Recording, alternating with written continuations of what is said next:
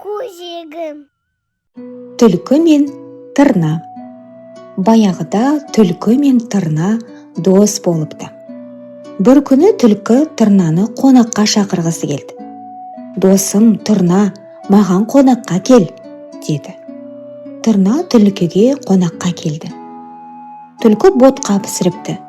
Ботқаны тарелкеге салып, тырнаға берді.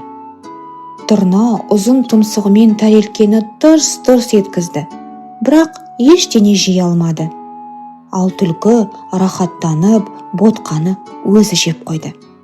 Сосын: «Ренжіме, тырна, менде басқа ештеңе жоқ», деді. «Рахмет, түлкі, ертең сен маған қонаққа кел», деді тырна. Ертеңіне түлкі тырнаға қонаққа келді. Тырна көже пісіріпті. Көжені құмыраға құйып, түлкіге берді. Бірақ түлкінің тұмсығы құмыраға сыймады. Түлкі ештеңе жей алмады. Ал тырна рахаттанып, өзі көжені ішті. «Түлкі, досым, менде басқа ештеңе жоқ», деді. Ештеңе айтпай, түлкі кетіп қалды. Содан бастап түлкі мен тырна дос емес екен.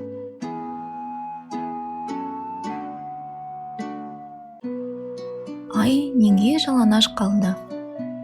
Бірде ай өзіне көйлек тіктіріп алмақ болыпты. Тігінші айдың бой тұрқын өлшеп алады да, көйлекті пішіп, тігуге кіріседі. Уәделескен шағында ай көйлегін алуға келсе, көйлегі әрі тар, әрі қысқа болып шығыпты. «Ия, мен қателескен екем», дейді тігінші. Сөйтіп, көйлекті қайта пішіп, қайта тіге бастайды. Уәделескен мерзім жақындап, ай көйлегін алуға тігіншіге тағы келеді. Бұл жолы да көйлегі шақ келмей, қысқа болып қалыпты. «Ия, тағы да дұрыс өлшемегенмін ғой», дейді. Айдың толыса беретініне түсінбеген тігінші. Сонымен қайта өлшеп, қайта пішіп, қайтадан тігуге кіріседі. Ай тағы да көйлегін алуға келе жатады. Тігінші киіз үйдің түтігінен асқанда, келе жатқан топ-толық өзі тіккен көйлектен 2 есе үлкен айды көреді. Не істерін білмей, сасқалақтап, тігінші басы ауған жаққа қаша жөнеледі.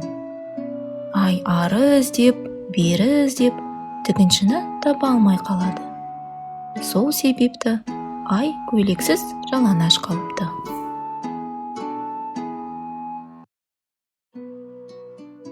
Алма ертегісі. Қоңыр күз мезгілі еді. Ағаштың жапырақтары түсіп, тек жабайы алма ағашының басында жалғыз алма қалыпты. Осы кезде орман аралап жүрген қоян алманы байқап қалады. Оны қалай алуға болады? Алма өте биікте, секіріп жете алмайсың. Шырша бұтағында отырған қарға қоян қылығына сырттай күліп отырды. Қарқ, қарқ. Оны көрген қоян: «Қарға, қарға, маған алманы үзіп алып берші».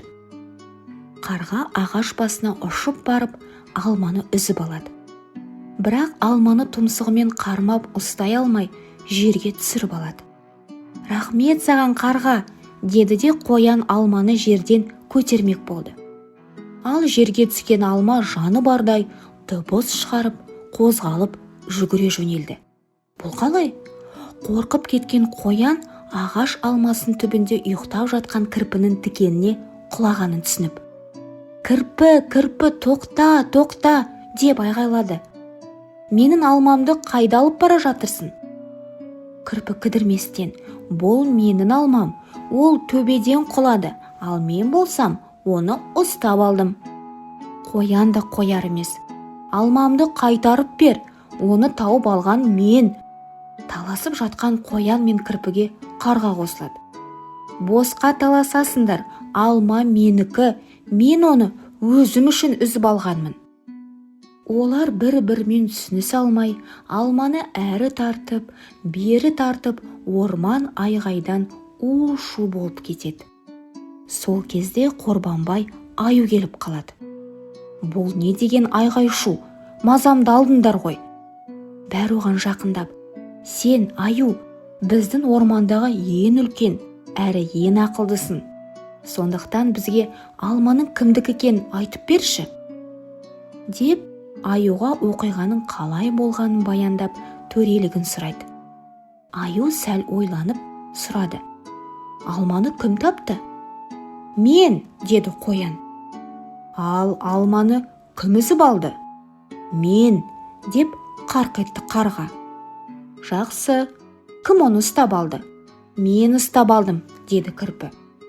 «Мінекей, бәрін де дұрыс айтасыңдар. Өйткені әр қайсыларын алманы алу үшін еңбектендіңдер.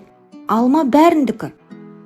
«Мұнда бір алма ғой», деді кірпі, қоян, қарға түк түсінбей.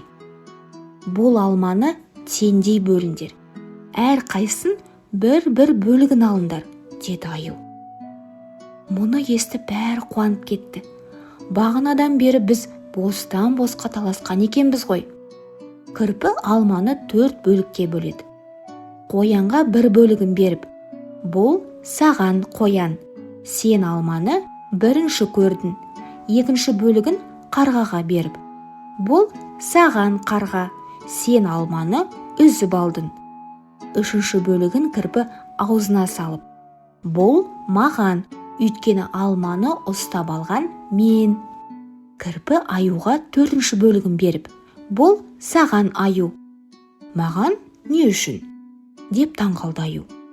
«Сен бізге ақыл айтып татуластырдың», деді ол риза кейіппен. Әр қайсы өзіне берілген алманың бөлігін жеп риза болды.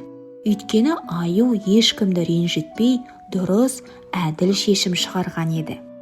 Береке басы бірлікте деген осыдан қалған көрінеді.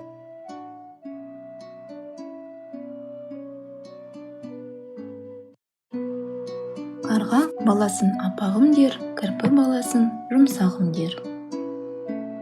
Жер дүниенің патшасы сөйленген пайғамбар кірпі мен қарғаға былай деп бұйрық қылды: «Сен, қарға, бар, бір түнде жер дүниені аралап, бір жақсы сайрайтын құс тап.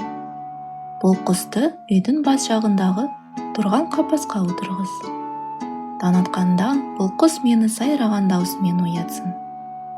Сен, кірпі, барып, жердің жүзін тінтіп, маған бір жұмсақ нәрсе тап. Бұл нәрсені әкеліп, дәл менің жастығымның үстіне бетіме таяу қой». Құс сайрағанымен оянып қапасқа қарай бергенде, бетім бұл нәрсеге тисін деді. Қарға дамыл таппай, көп жерлер аралап, құстардың сайрағанын естиді. Бұған бірде құстың сайрағаны жақпайды. Мұның ойлауынша бұлбұл, сандуғаш һәм басқа құстар жаман сайрайтын көрінеді. Даусы жақсы құсты таба алмай, қарға сорлы қайғырды. «Енді маған өлім келеді ғой», деп. Таң мезгілге талып, шаршап, қарға ұясына қайтты. Балаларын бір көріп амандасып кетейін деп. Бақыр анасын көріп, аш балапандар шиқылдап, қарқылдай бастады. Бұлардың қарқылдағаны қарғаға сондай жақсы, нәзік көрінді. Бұлардың қасында бұлбұл, сандуғаш әлде қайда жаман сайрайтын көрінеді. Қарға сорлы қуанып, балаларын сөйлеменге әкеліп, мұның қапасына отырғызады. Кірпі түні бойы дамыл таппай, жердің жүзін кезіп, жұмсақ нәрсе іздейді. Іздесе де таба алмайды. Бұл да шалдығып, шаршап, үңгіріне қайтып келеді. Бақыр анасын көріп, мұның балалары алдынан шығып құшақтайды. Кірпі де құшақтайды. Кірпіге балаларының денесі сондай жұмсақ көрінеді. Ол ойлайды: жердің үстінде өзімнің балаларымнан жұмсақ нәрсе болмас, деп көп ойламай, кірпі балаларын сөйлеменің жастығының үстіне әкеліп қояды. Таң атты, қарғаның балалары қарқылдап, шиқылдай бастайды. Сөйлемен бұл не? Деп қапасқа қарай бергенде, мұның бетіне тікенектер кіріп кетті. Қараса, Қапаста қарғаның балалары отыр. Жастығының үстінде кірпінің балалары жатыр. Сүлеймен ашуланып, қарға мен кірпіні шақырып алып, бұлардың басын кесуге бұйрық қылады. Жазалы болған кірпі мен қарға дат тақсыр дейді. Сүлеймен дат берді. Екеуі бастан аяқ қылғындарын баян етіп еді, ойға түсті. Бұл ойлайды: әркімдікі өзіне балдан тәтті, оттан ыстық, күннен жарық һәм мамықтан жұмсақ, деп қарға мен кірпіні босатып жібереді.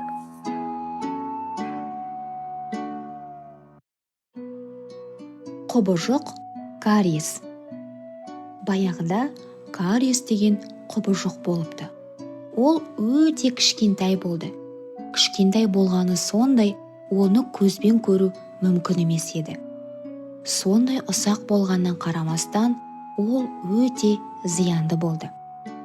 Кариес бір қыздың аузында өмір сүрді. Оның аты Жібек болды. Кариес жібектің тістеріндегі тамақтың қалдықтарымен қоректенді. Жібек тіс тазалауды ұнатпайды. Сол себепті тамақ қалдықтары көп болып, кариес әрдайым тоқ болып жүрді. Кариес тек тамақ қалдықтарын жеп жүрсе болар еді, бірақ ол жібектің аппақ тістерін де жеуді жақсы көрді. Бір түні жібектің тісі қатты ауырды. Ол жылап ұйықтай алмады. Таңертең анасы жібекті дәрігерге апарды. Емханада өте жақсы дәрігер болды. Оның аты Айжан апай. Айжан апай жібектің тістеріне қарап, басын шайқады. «Жібек, сен тіс тазалауды ұнатасың ба?» деп сұрады. «Жоқ, мен тіс тазалауды жақсы көрмеймін». «Жібек, сенің тісінде қарадақтар және тесіктер бар», деді дәрігер. «Оны кариес жеді. Егер сен тістеріңді жақсы тазалай бастамасан, барлық тістерінде осындай тесіктер пайда болады. Кейін мүлдем тіссіз қалуын мүмкін».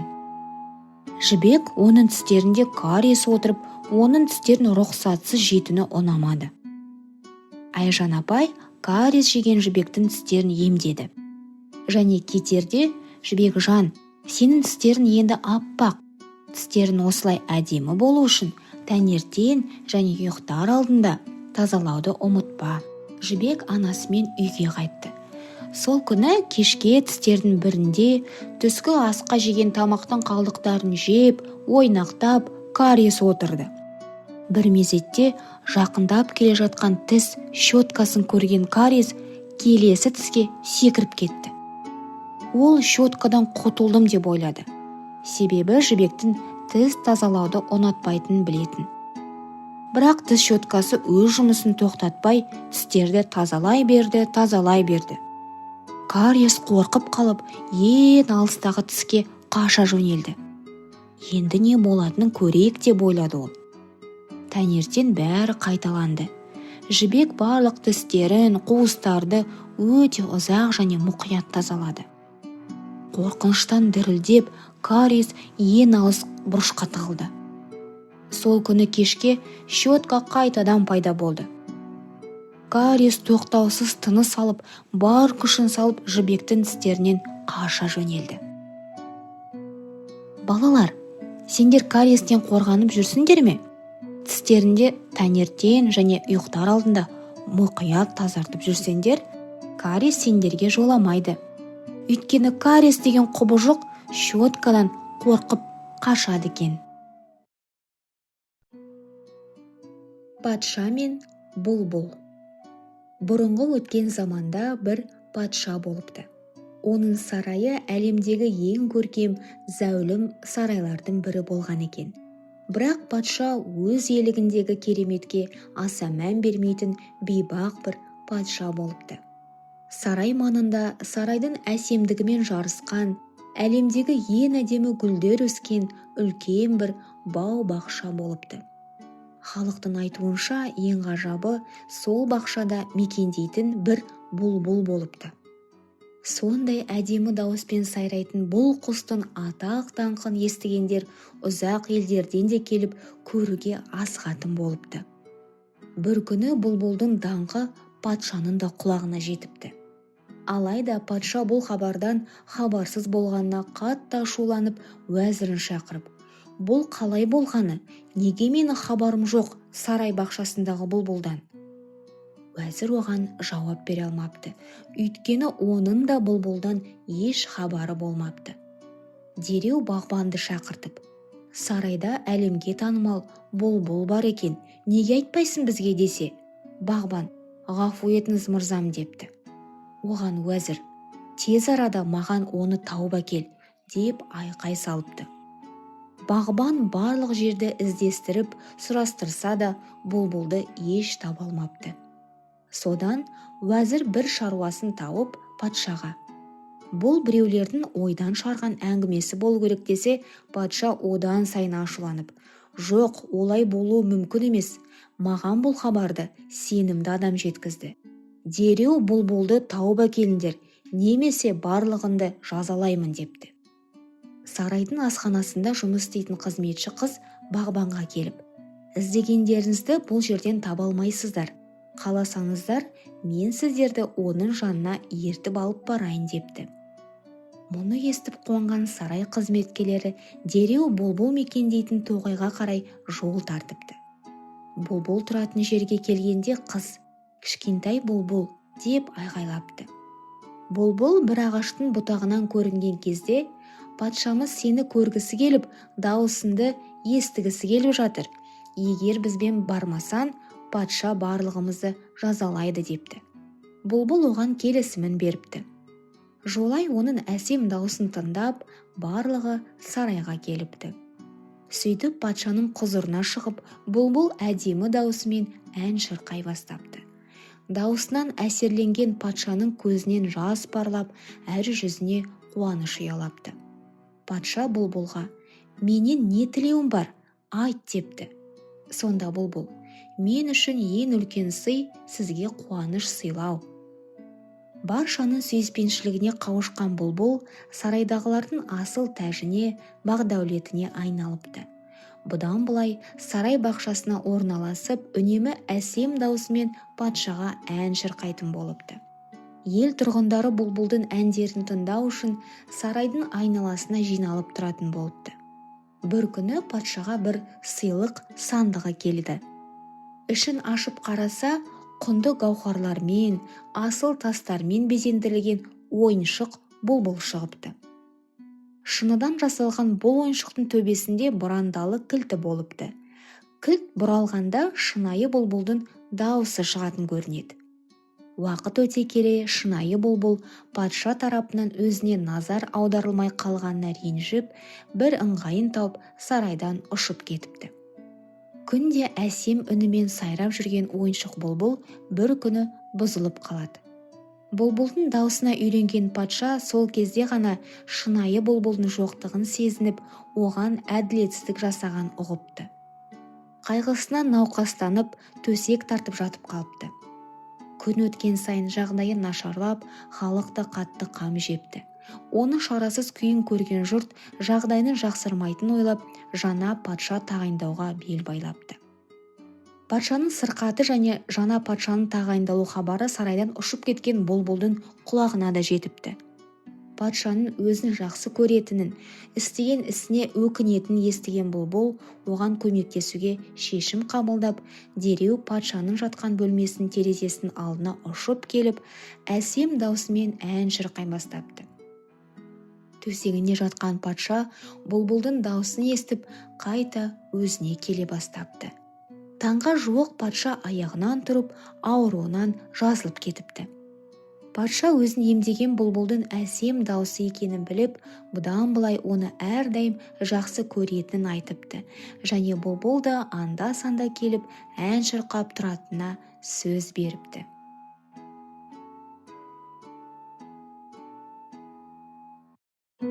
Тапқыр қоян.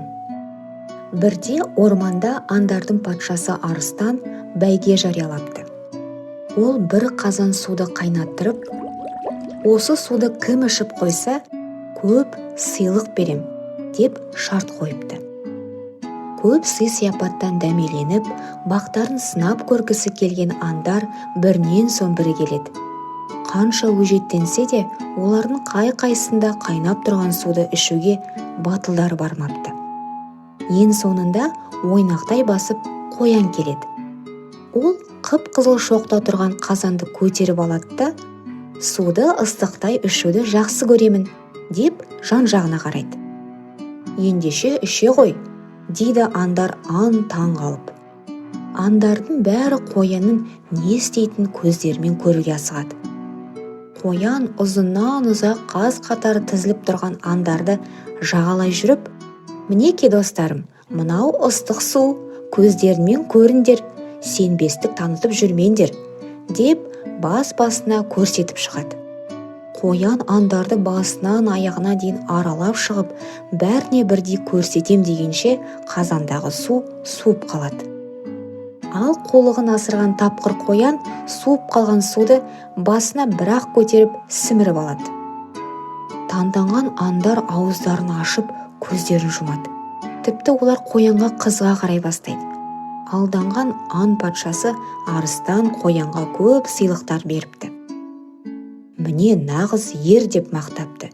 Сөйтіп, небір айлалы аңдардан асып түскен тапқыр қоян көп сыйлыққа ие болып, қуанышы қойнына сыймаған екен.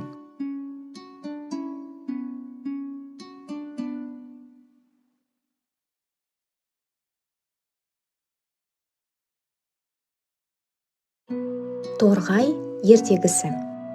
Ертеде бір шал мен кемпір өмір сүріпті. Олардың Торғай есімді кішкентай ғана құсы болыпты. Торғай өте ақылды әрі батыл болып өседі екен. Шал мен кемпірдің баласы болмағандықтан, оны өз баласындай жақсы көріпті. Әр таң сайын олар Торғайды еркелетіп, жем беріп, қанаттарын сипап, батасын беріп отырады екен. Бір күні шал мен кемпір қатты ауырып төсек тартып қалады. Торғай болса, оларды көріп жаны ашып, көмектесуді ойлайды.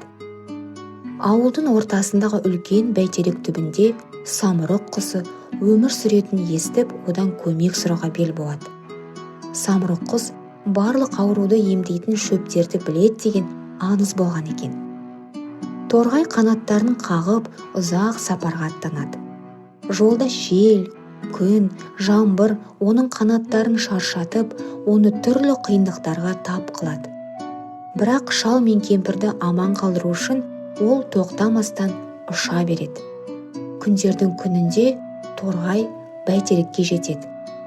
Ол самұрық құсты іздеп, оған шал мен кемпірдің жағдайын айтып береді.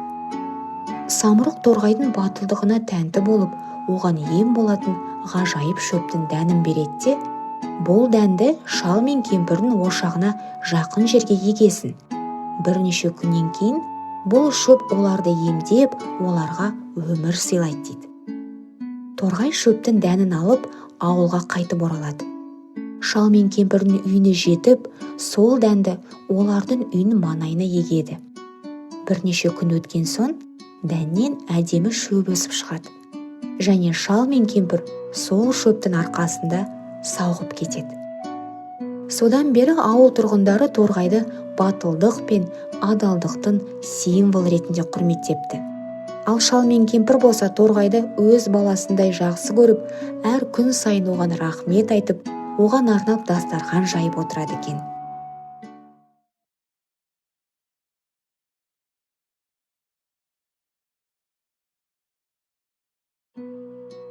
Түлкі, тасбақа және кене. Ертеде түлкі, тасбақа және кене дос болыпты. Бір күні олар жерден бір уыс тары тауып алыпты. Үшеуі ақылдаса келе, тарыны жерге егіп, көбейтіп алып, үшке бөліп аламыз деп шешеді. Түлкі бір жарды көріп, мен осы жерде сүйеп тұрайын, құлап кетер, деп жарды саялап жатып алады. Тасбақа жерді тырналап, тары егеді. Ал кене піскен егінді жинап алады. Олар көп тары алады. Олар түлкіні шақырады. Түлкі келіп, егінді көріп, тарыны үшеуміз бөлісек қаншадан тиеді? Аз мөлшерде шығатын шығар. Одан да үшеуміз жарысып, кім озса егін соған бұйырсын. Мақұл деп үшеуі қатарласып бір жерге келеді. 1, 2, 3 деп түлкі жүгіре бергенде кене түлкінің аяғына жабысып алады. Түлкі барынша жүгіріп мәреге бірінші боп жетеді. Сонда кене: «Әй, мені басып өлтіресің бе?» дейді. Түлкі: «Сен қашан жетіп алғансың?» «Сен бағана 1, 2, 3 дегенде-ақ мен келіп қалғанмын», деп жауап береді кене. Екеуі дауласып жатқанда ентігіп тасбақа келеді. «Әй түлкі, мен бір нәрсе көріп келдім. Жаңа маған 2 қара бүркіті және тазы иттер бар ат мінген 2 адам келді. Түлкі жолдасыңды тауып бер деп мені қорқытты. Түлкі, мен сен туралы айтқан жоқпын. Енді олар маған сенбей осы жаққа қарай келе жатыр». Түлкі айтады: «Мені айта көрмеңдер», деп жалынады. Түлкі: «Мына тарыны екеуін тең бөліп алыңдар. Мен сендерге ризамын.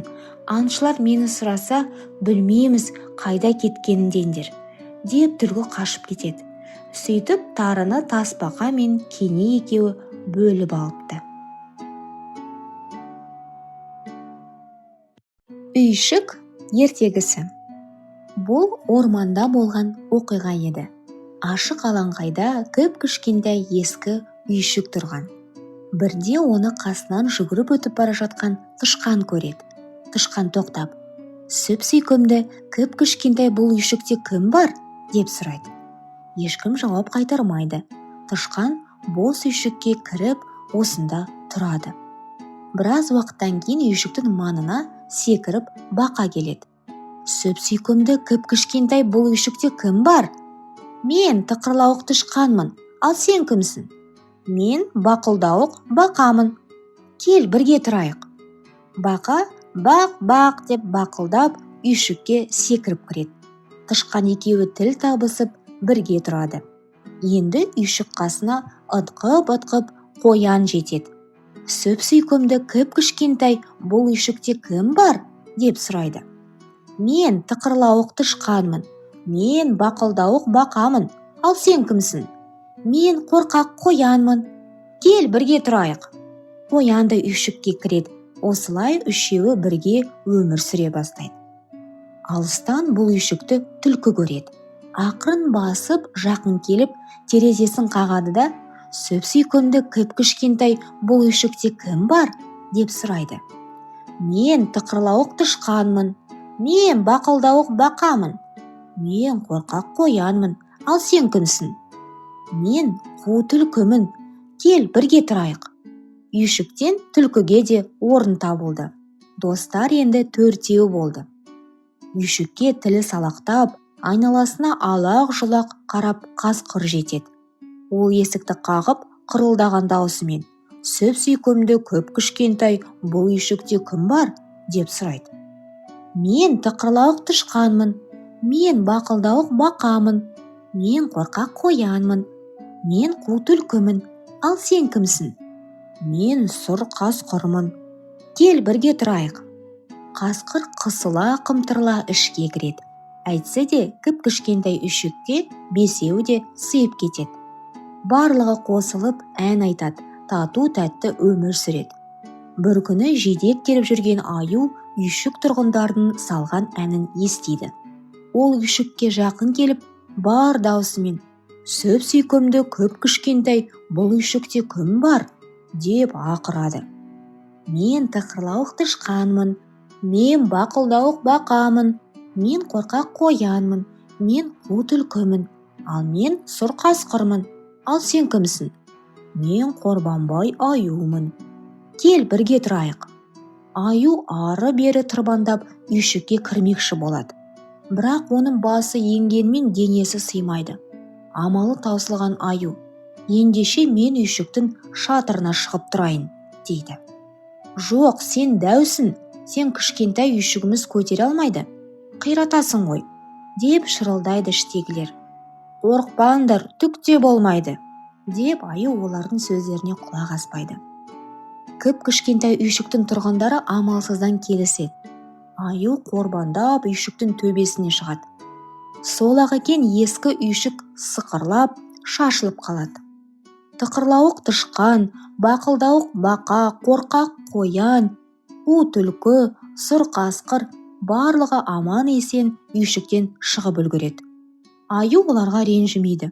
Қайта барлығы бірігіп, бөренелерді тасып, тақтайларды сүргілеп, жаңа үйшік тұрғызуға кірісіп кетеді.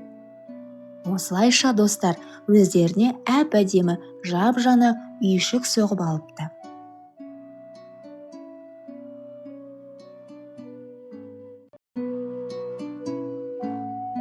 Шалқан ертегісі. Баяғы бір заманда шал мен кемпір болыпты. Олардың бақшасы бар екен. Бірде шал шалқан отырғызады. Шалқан үлкен болып өседі. Бір күні шал шалқанды жерден суырып алмақшы болады. Ары тартады, бері тартады, бірақ шалқанды шығара алмайды. Шал көмекке кемпірін шақырады. Кемпір шалдан, шал шалқаннан ұстап, ары тартады, бері тартады. Бірақ орнынан қозғалта алмайды. Кемпір көмекке немере қызын шақырады. Немересі кемпірден, кемпір шалдан, шал шалқаннан ұстап, ары тартады, бері тартады. Тағы да суырып шығара алмайды. Немере қызы итін шақырады.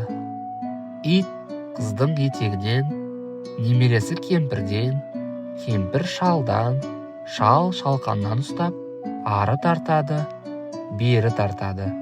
Шалқанды суыра алмайды. Енді ит көмекке мысықты шақырады. Мысық иттің құйрығынан, ит қыздың етегінен, немересі кемпірден, кемпір шалдан, шал шалқаннан ұстап, ары жұлқиды, бері жұлқиды. Шалқан шықпайды. Мысық болса, тышқанды шақырады. Тышқан келіп мысықтың құйрығынан, мысық иттен, ит немересінің етегінен, қыз кемпірден, кемпір шалдан, шал шалқаннан ұстайды. Олар тарта-тарта ақыры шалқанды суырып шығарады.